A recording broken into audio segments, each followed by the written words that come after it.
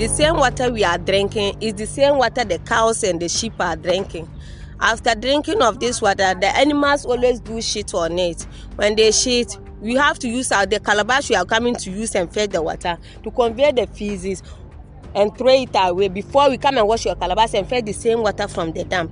So which is no good for us. Sometimes when you go to hospital, the children will be falling from cholera and typhoid, and the nurses complain you don't take good care of them. Meanwhile, it's from our own water that cause all those things for us. So we beg from the government and the elders and the pastors and the big man in this country to help us solve this problem.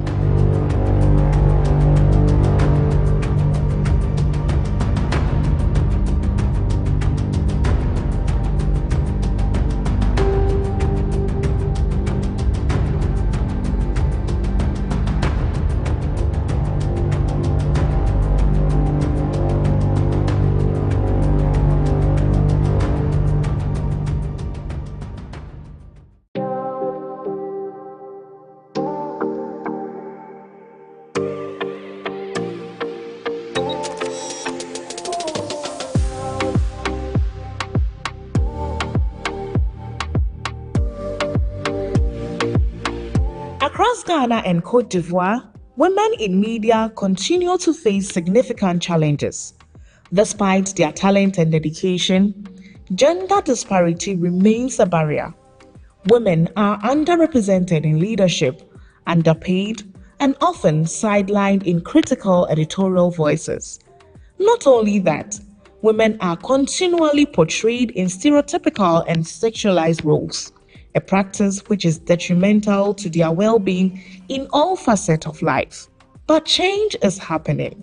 Welcome to Equal Voices, a project aimed at combating inequalities and stereotypes linked to gender and promoting women at all levels of responsibility in Ghana and Côte d'Ivoire.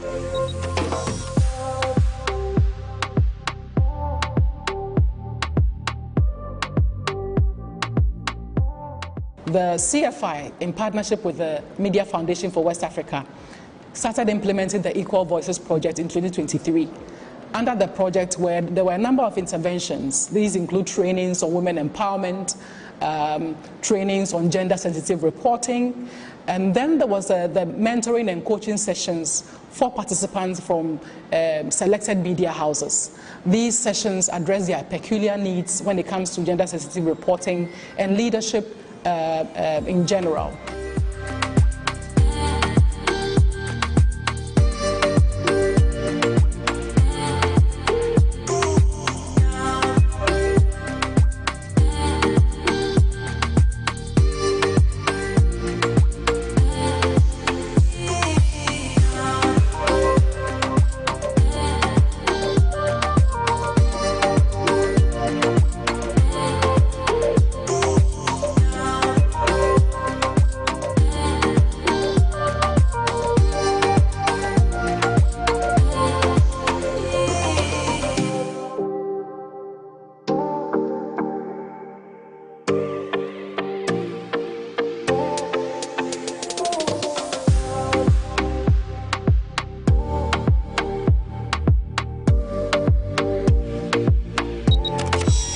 Nous avons eu cette formation qui parlait de l'autonomisation de la femme, qui parlait aussi des violences basées sur le genre.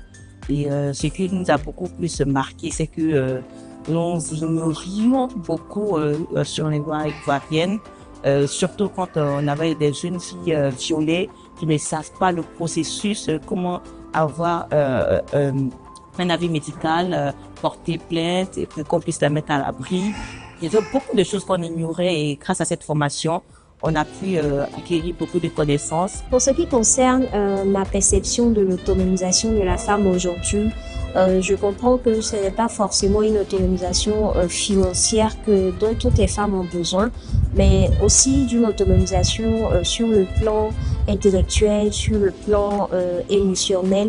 Il faut que les femmes arrivent à se prendre en charge sur tous ces aspects-là, et ça va commencer par un plan d'action. Il faut qu'elles prennent la décision, se fixer des objectifs concrets, clairs, et puis s'atteler à trouver les moyens nécessaires pour atteindre ces différents objectifs. Aujourd'hui, nous avons finalisé en fait ce cycle de formation avec une formation à l'endroit des femmes sur l'autonomisation des femmes dans les médias. Donc, comment leur permettre de pouvoir briser le plafond de verre au sein des médias dans lesquels elles travaillent, mais également pour pouvoir elles aussi accompagner des femmes de leur entourage sur ce chemin de l'autonomie, tout en ayant aussi les informations clés et nécessaires pour pouvoir justement adresser des messages d'orientation, de sensibilisation à l'endroit des femmes pour leur autonomie.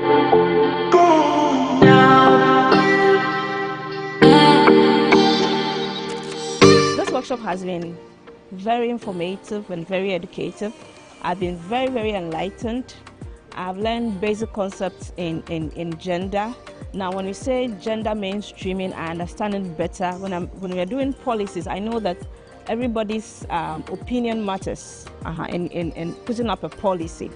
I've also learned more about myself as a leader. I know my disposition, what to do as a leader right now, and it's really going to help me in my work.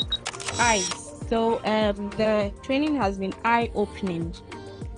I'm saying this because I didn't even know my company had a sexual harassment policy.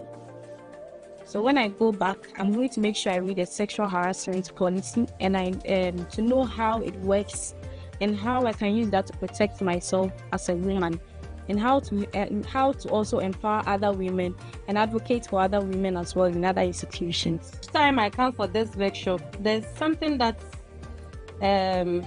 there's a different spirit that enters me, and this particular one is quite empowering. It has given me some energy to go back and do it. So this is mandatory. And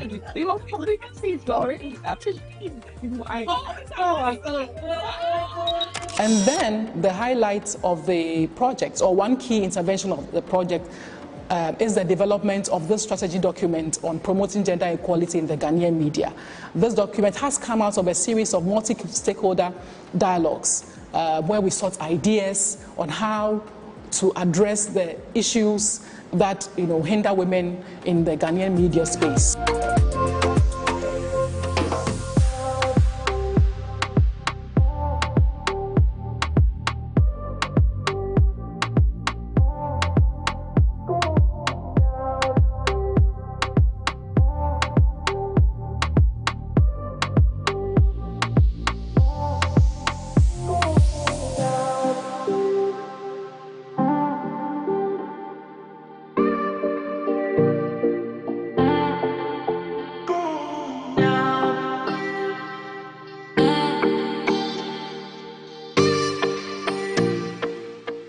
To see a lot of research people gathered together to Georgia and put together a document or a policy that would see more of safeguarding gender equality. It's a step in the right direction.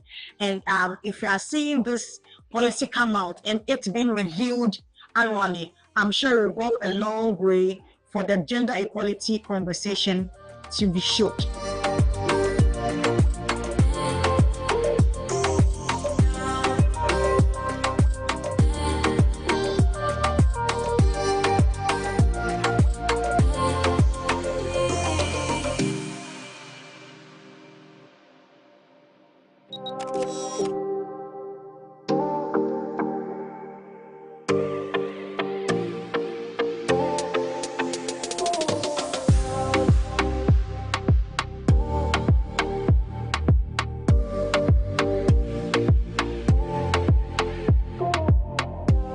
I think that by and large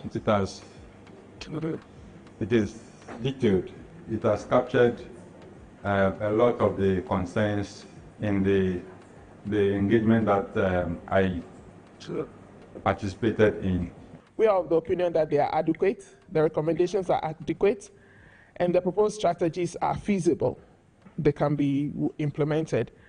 And the mechanisms for monitoring and evaluation are clear and effective. In terms of accountability, we are also proposing a clear reporting mechanism for victims and then whistleblowers. So when we have that mechanism in place, the people who basically suffer from these harassments in the workplaces, in the media, where do they go to? Which channels are available? If we are able to highlight that clearly, it would also support.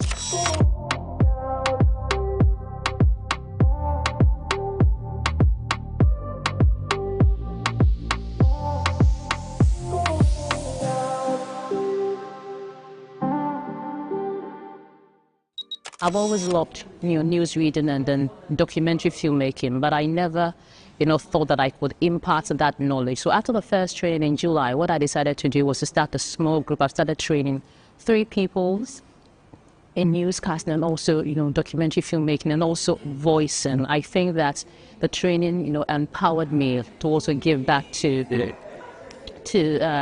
society and people I thought that had a future in the media space. I produced a story which actually earned me an award as the Gender Reporter of the Year, all because of this training. I wouldn't have gotten that story idea, but this training led me to get that idea. I also, in collaboration with management, we started a program called Equal Voices, which has actually gained a lot of prominence and a lot of attention. And it's become a program that a lot of people, especially gender advocates, want to appear on. And we are looking forward to expanding it and making it even bigger than it is now.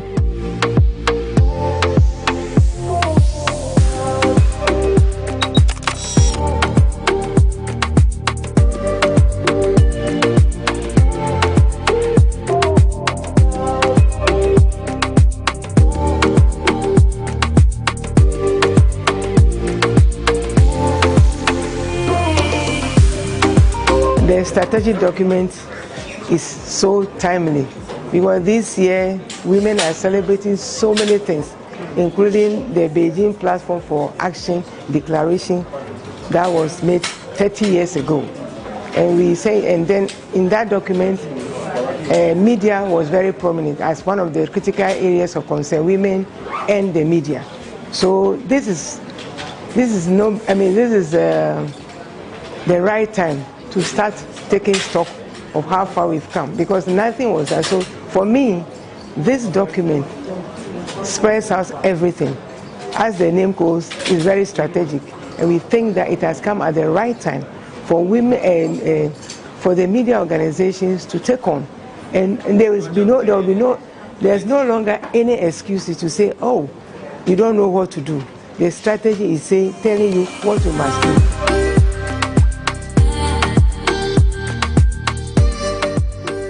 Particularly pleased to see this strategic document. Why? Because, as we have said repeatedly, there are just so many things we need to be doing in order to achieve gender equality. We know what the issues are, we know the challenges. We have evidence from a lot of research on what the problems are. It's time for us to make sure that we can get real change to happen, and it won't happen by itself. We have to strategize around it, set timelines, and identify people who must be champions of this change. And I think this document does that very well.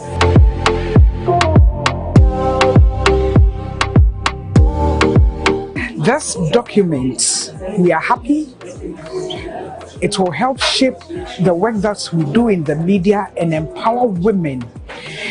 It will serve as a catalyst for women in the media space, for our voices not only to be heard, but to be empowered and climb the ladder and impact society. We are grateful to all those who helped make this possible. Thank you.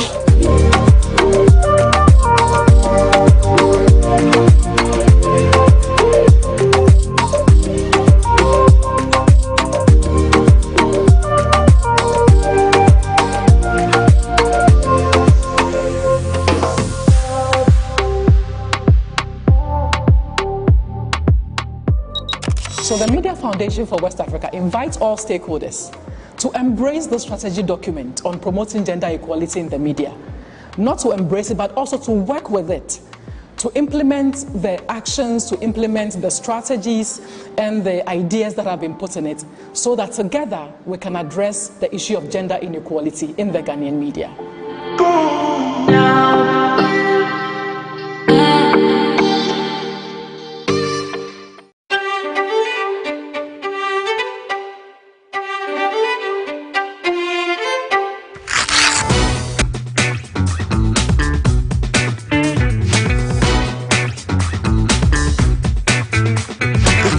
Recommendations, etc., have come about because we engaged you.